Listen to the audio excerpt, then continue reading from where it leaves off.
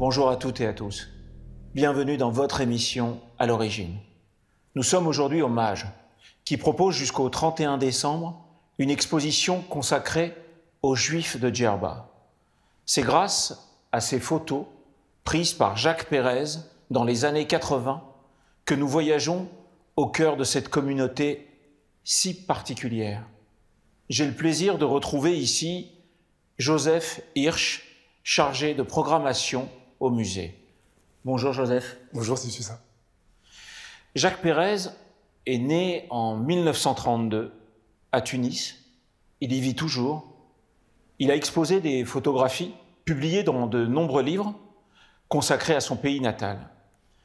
Est-ce que c'est, selon vous, une manière d'exprimer une certaine nostalgie, comme l'ont fait tant d'artistes juifs tunisiens comme Albert Memmi? Alors, dans le cas de Jacques Pérez, je ne sais pas si on pourrait parler de nostalgie dans la mesure où, comme vous l'avez dit, il vit toujours à Tunis. Il n'a jamais quitté la Tunisie. Et il a photographié, il a consacré tout son travail à photographier la Tunisie, ses paysages, ses habitants, avec une attention particulière pour les regards et les visages de ses habitants. Mais en même temps, c'est vrai qu'une photographie capture un moment qui devient instantanément disparu, on capture le passé. Donc peut-être que pour lui, c'est une manière de capturer sa Tunisie d'enfance. On dit que les Juifs de Djerba sont les descendants des prêtres du temple qui seraient venus s'installer sur l'île après sa destruction. C'est incroyable. Est-ce que c'est exact? Alors c'est difficile d'affirmer que c'est exact. C'est vrai que c'est la légende, en tout cas le récit qui circule à Djerba, et ce serait donc des descendants de prêtres du premier temple, du temple de Salomon, qui seraient venus au moment de sa destruction. Historiquement, on n'a pas de preuves qui attestent ça. Les premières preuves, elles arrivent au Moyen-Âge de la présence de Juifs à Djerba. Mais cela dit, on sait qu'il y avait des Juifs dès les premiers siècles de l'ère chrétienne en Afrique du Nord sous l'Empire romain. Il y en avait à Carthage, il y en avait en Tripolitaine, en Libye. Djerba étant situé entre les deux, on peut imaginer qu'il y en avait donc dès les premiers siècles de notre ère. Et il y a des éléments qui peuvent donner foi au récit des Djerbiens, c'est qu'il y a un des deux villages juifs de Djerba, qui est la Harazrira, le petit village, qui était quasi exclusivement peuplé de Kohanim, de familles Cohen.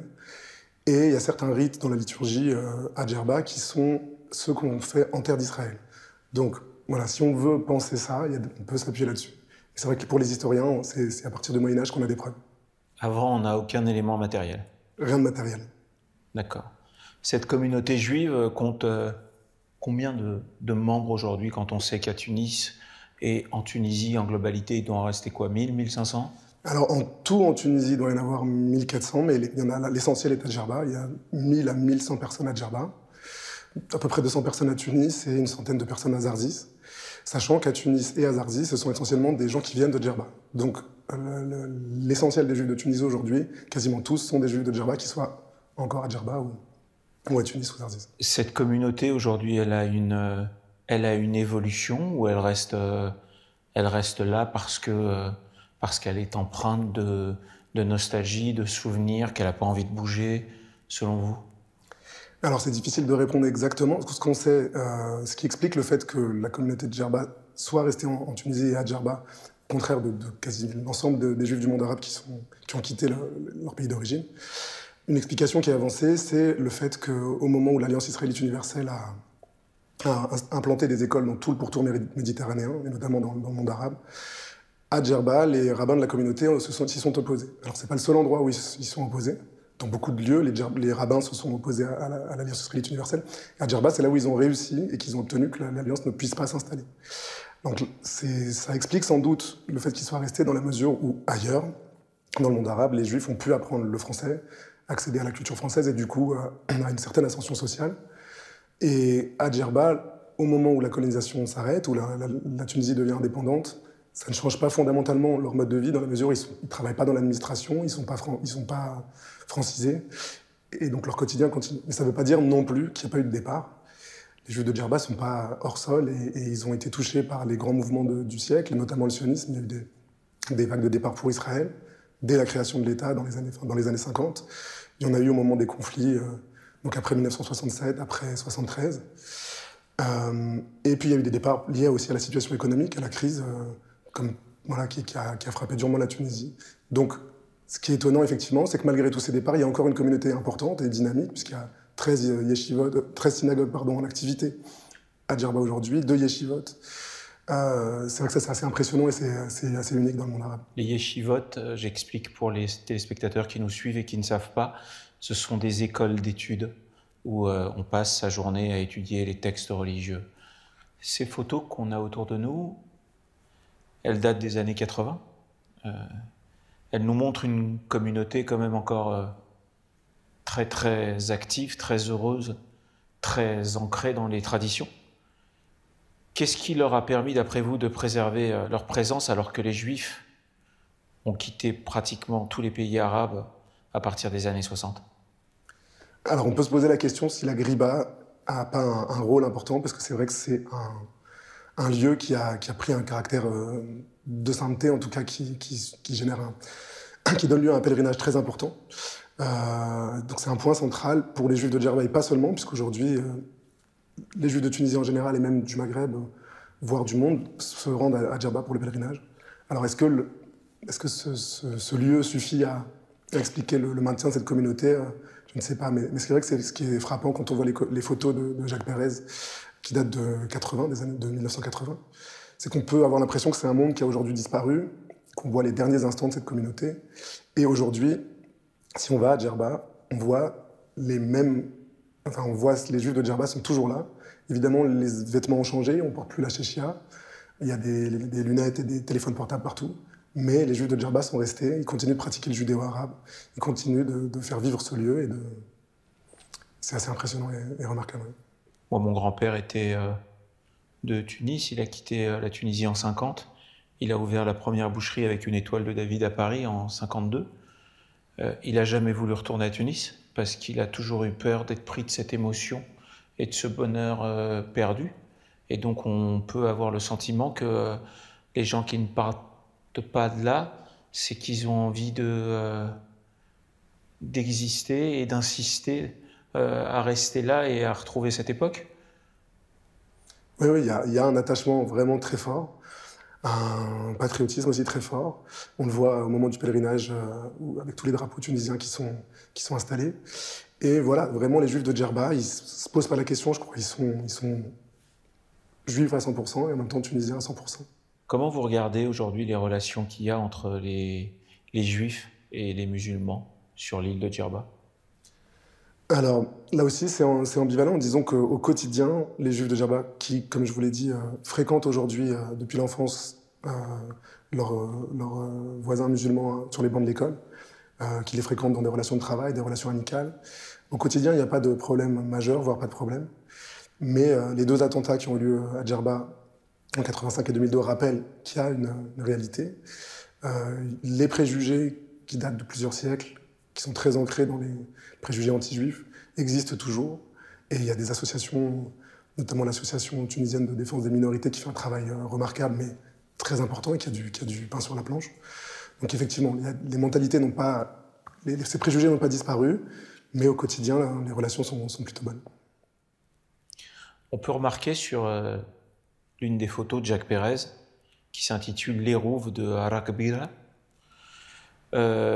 Pouvez-vous d'abord nous expliquer ce qu'est un hérouve et le symbole que cela représente?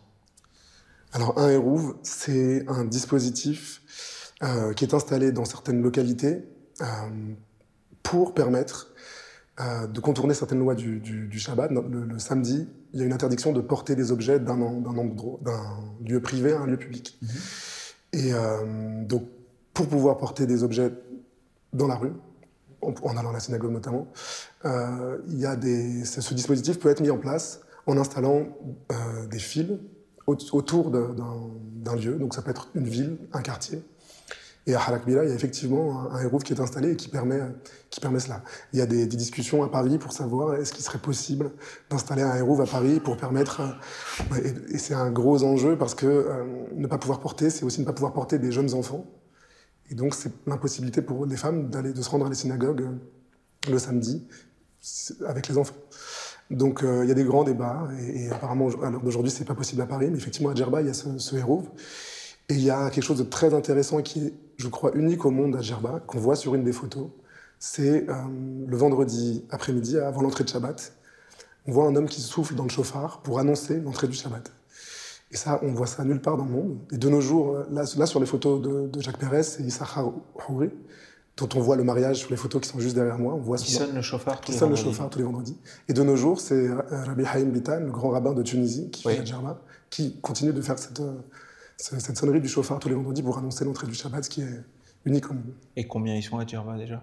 Là, ils sont entre 1000 et 1100 personnes. Et il y a 13 synagogues. C'est ça. Cette communauté juive apparaît finalement comme une communauté assez particulière, très singulière, je dirais.